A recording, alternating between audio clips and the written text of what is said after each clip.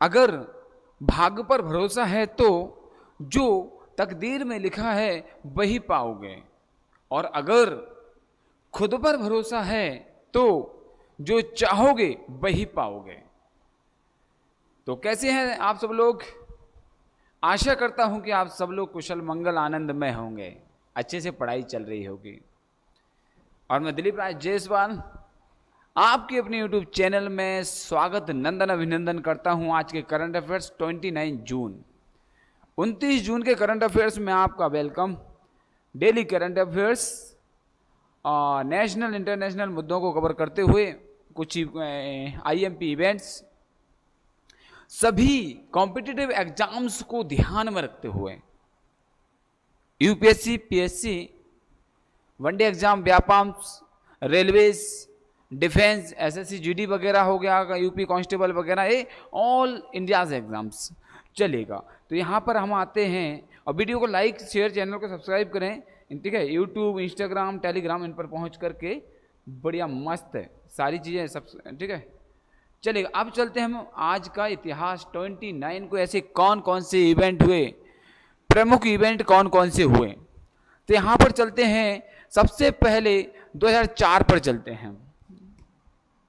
29 जून 2004 में पूर्वी एशिया सम्मेलन जकार्ता में आसियान को एक प्रमुख शक्ति बनाने पर आम सहमति बनी। तो 2004 29 जून आसियान की पहली बैठक होती है। जकार्ता कहाँ पर है? इंडोनेशिया की कैपिटल है। जकार्ता क्या है? इंडोनेशिया की कैपिटल है, चलेगा। तो पहला आसियान सम्मेलन बैठक कहाँ पर हुई थी? जकार्ता में हुई थी। नेक्स्ट आता है 29 जून 2000 को क्या हुआ? विश्व की अग्रणी कंपनी IBM द्वारा विश्व का सबसे तीव्र कंप्यूटर बनाया गया था 2004 में 29 जून को ही। इसी दिन 1974 सेशेल्स द्वीप समूह को स्वतंत्रता मिली। बस एक फ्रीली माइंड आपको लर्न करना है। 1888 शास्त्रीय संगीत की पहली रिकॉर्डिंग की गई थी। शास्त्रीय संगीत की फर्स्ट टाइम रिकॉर्डिंग कब की गई थी? 29 जून 1888 है। और 1757 में प्लासी का युद्ध हुआ था, प्लासी वॉर हुआ था, और जिसमें मीर जफर ने बंगाल, बिहार और उड़ीसा के नवाब की, मतलब इन क्षेत्रों को अपने कब्जे में ले लिया था और इन पर नवाबों का शासन प्रशासन प्रारंभ हो चुका था या हो गया था। तो यहीं से चलते हैं आगे की तरफ करंट अफेयर से। ADB और आधार हाउसिंग ने कम आय वाली महिलाओं को आवास ऋण देने के लिए साझेदारी की थी। ADB,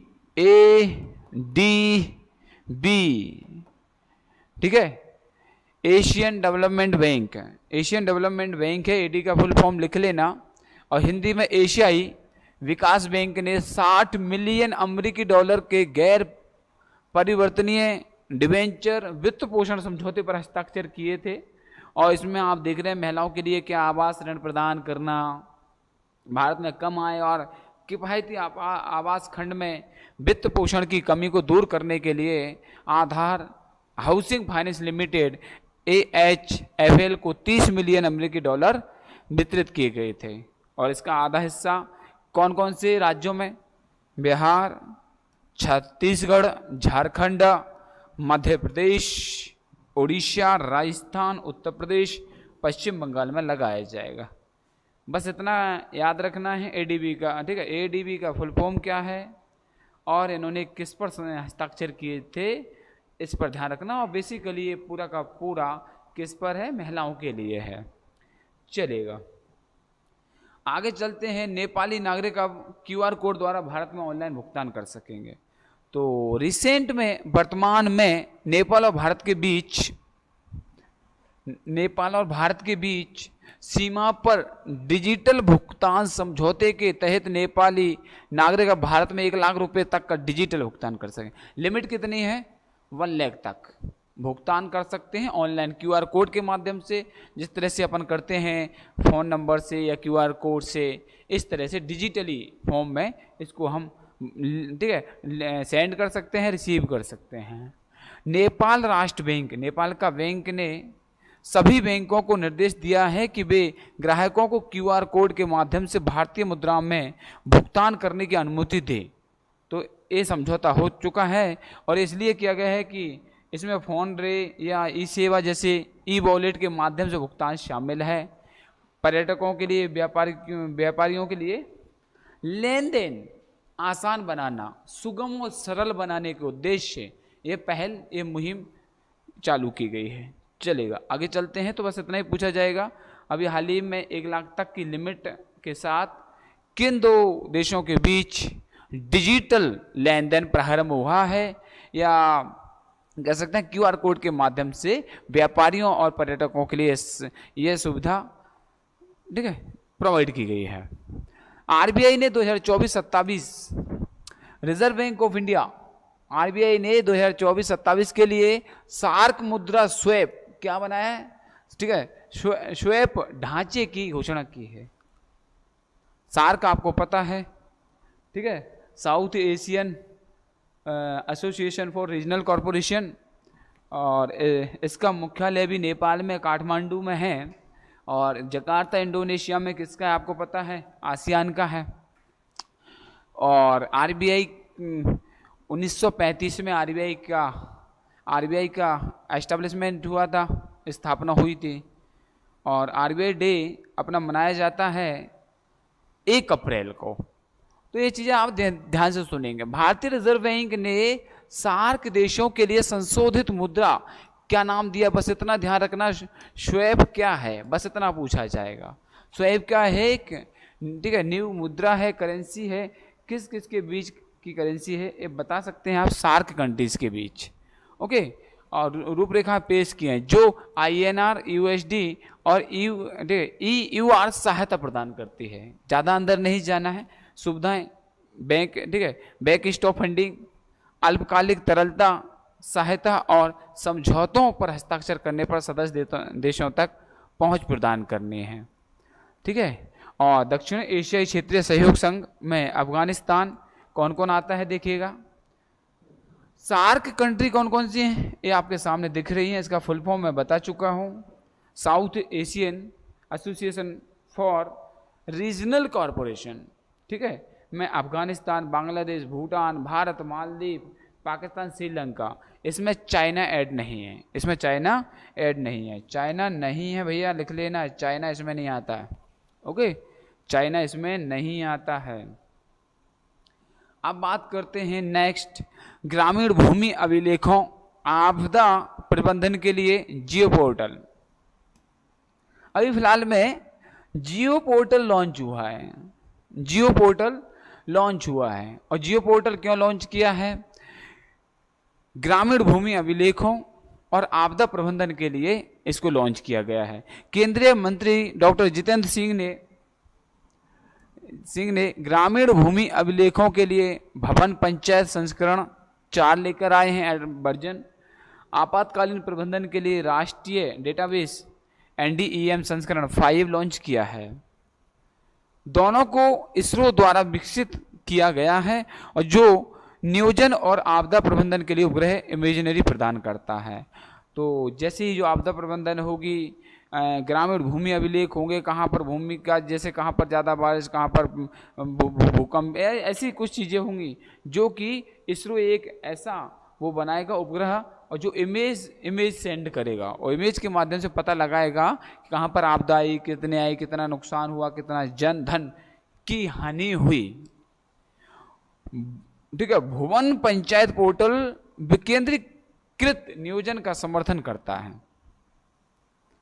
NDEM संस्करण 5 प्राकृतिक आपदा जोखिम न्यूनीकरण के लिए अंतरिक्ष आधारित इनपुट प्रदान करता है, अंतरिक्ष आधारित इनपुट प्रदान करता है।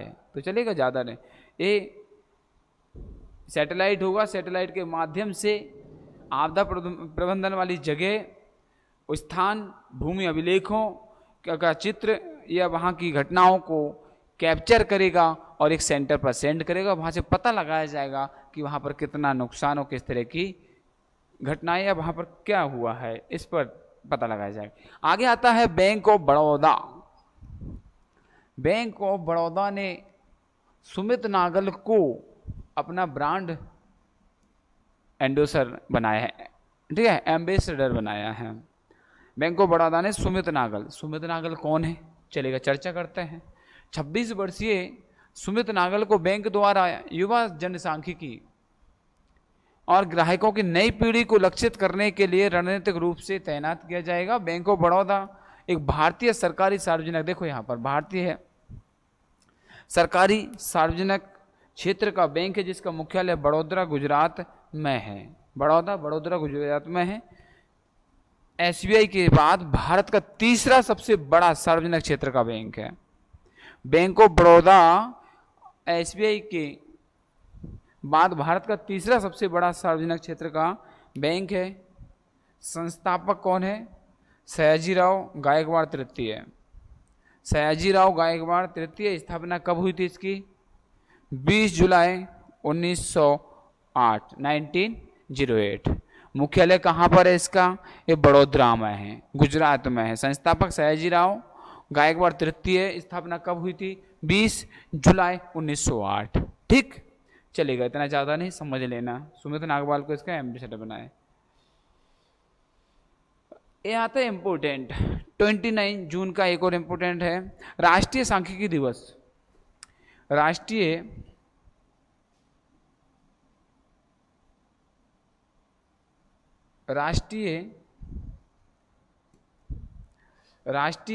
सांख्यिकी दिवस, एनएसडी, नेशनल स्टैटिस्टिक्स डे।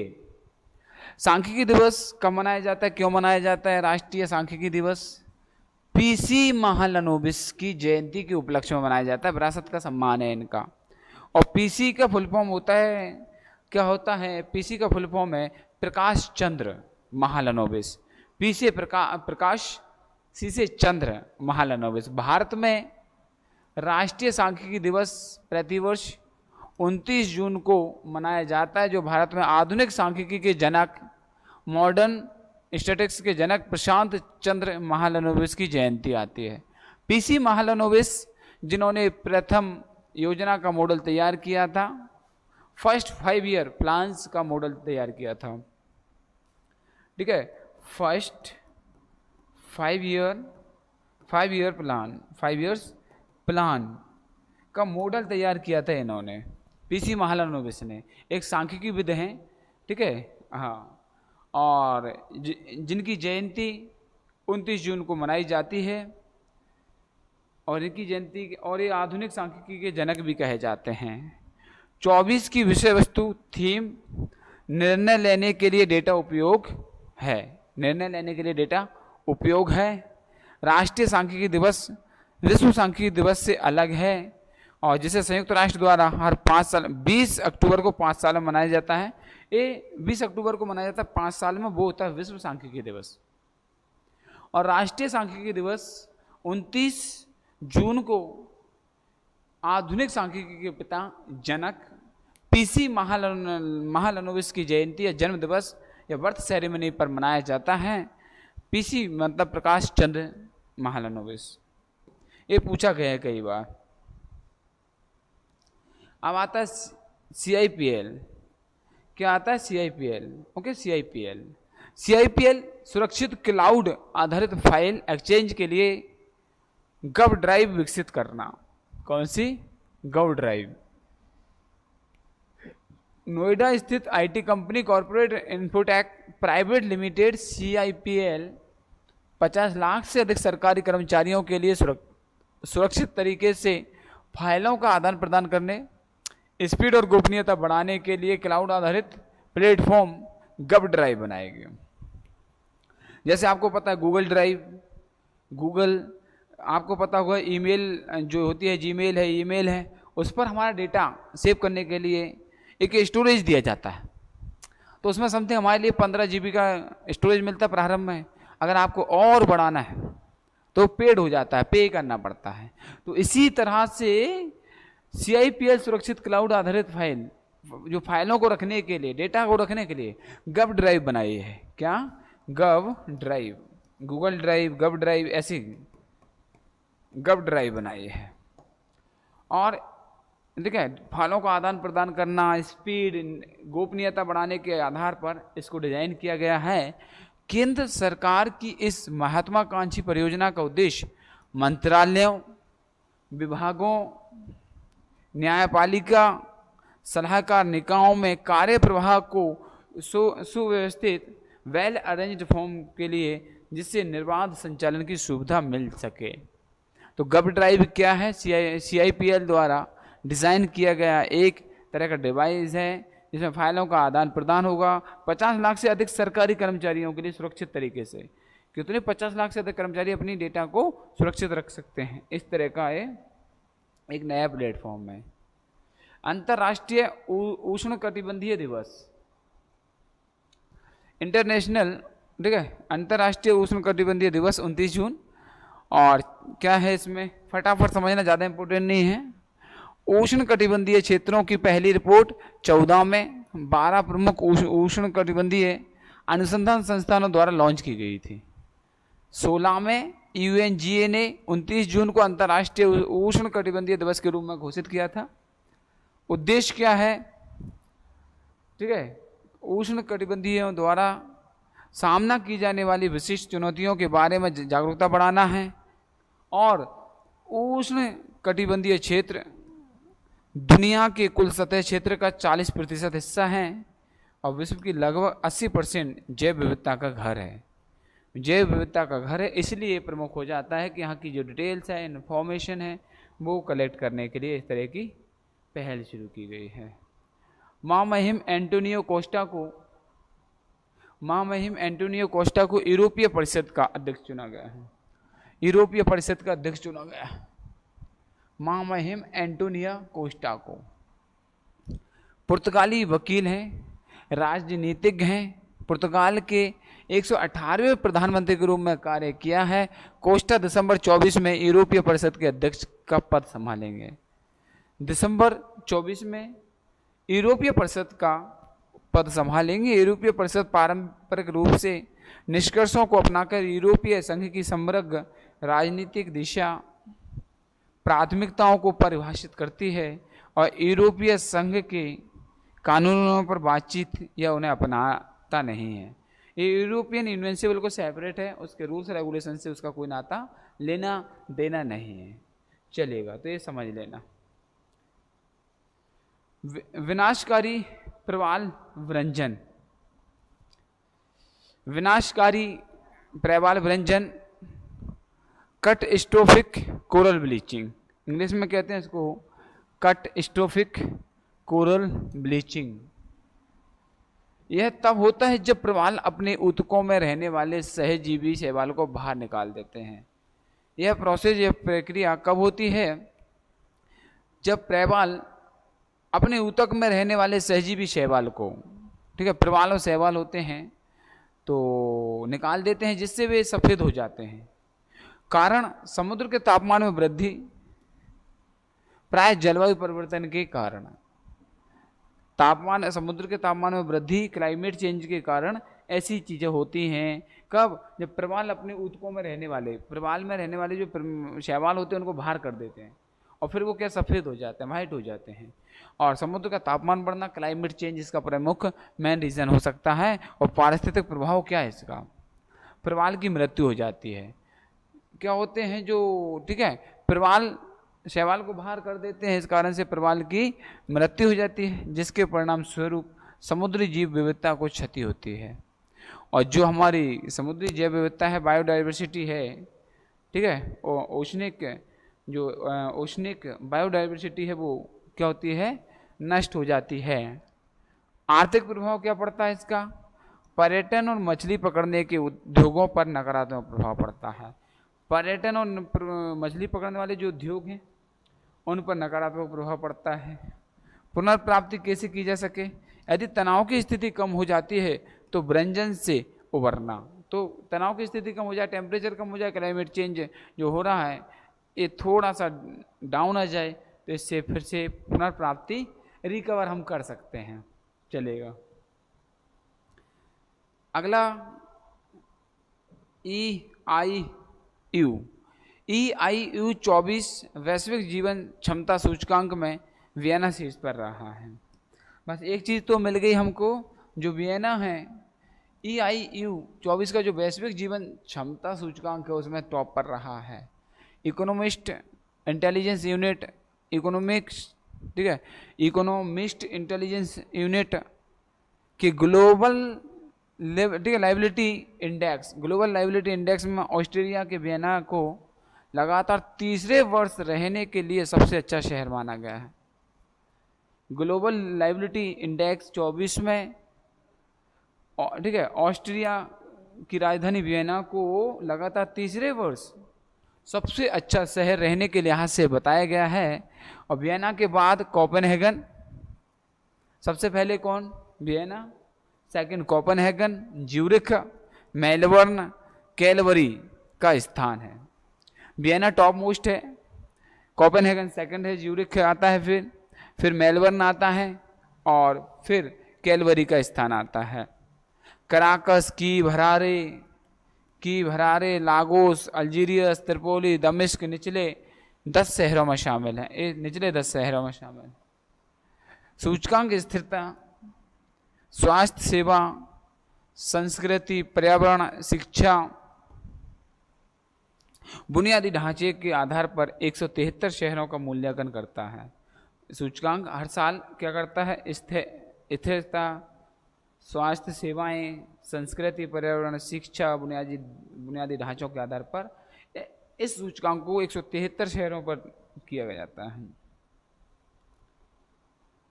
और इसी के साथ आज का करंट अफेयर्स फिनिश होता है। तो वीडियो अच्छा लगे तो लाइक, शेयर, चैनल को सब्सक्राइब जरूर करें। Thank you for watching video. और साथियों, आगामी 5 जुलाई 2024 से MPPSC मेंस की टेस्ट सीरीज यहाँ पर प्रारंभ हो रही है, जिसके नंबर 77, 78 से लेकर या इससे ऊपर हैं तो मेंस की तैयारी कर सकते हैं।